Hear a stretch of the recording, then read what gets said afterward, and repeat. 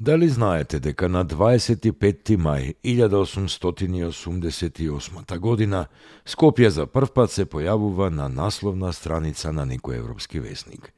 На овој ден била пуштена железничката линија Скопје-Ниш, која спојувала вардарската линија Скопје-Солун, направена во 1873 година.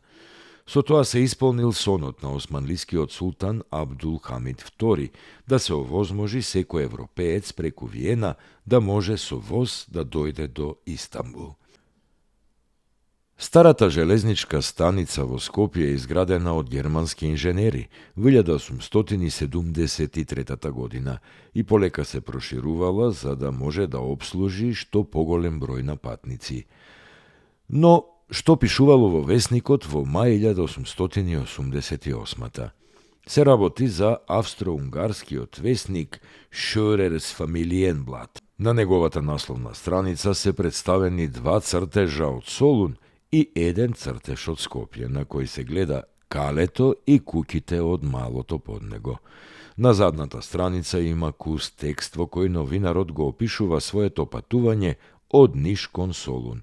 Оригиналните скици се нацртани од Петровиќ, а подоцна обработени во финалната илустрација од австриецот Вилхелм Гоус.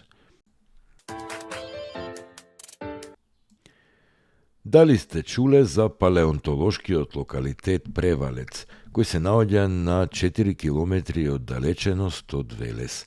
Значењето на овај југозападен објект од Велес е во тоа што представува прво откриено наоѓалиште со фосилни коски од цицачи или така наречена пикермиска фауна во Република Македонија.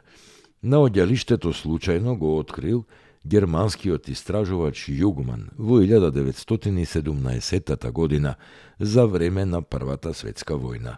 Староста на фауната е одредена како долно-плиоценска, а детерминирани се многубројни родови и видови фосилни цицачи, и тоа мајмуни, хипариони, жирафи, антилопи, газели, елени, мастодони, носорози, свињи, хиени и други животни. Со решение на Националниот институт за заштита на спомениците на културата од 1. октомври 1960 година извршено е прогласување на палеонтолошкиот локалитет Превалец за споменик на културата, но не е направено ништо повеќе за овој туристички бренд кој би го промовирал локалитетот како необична дестинација.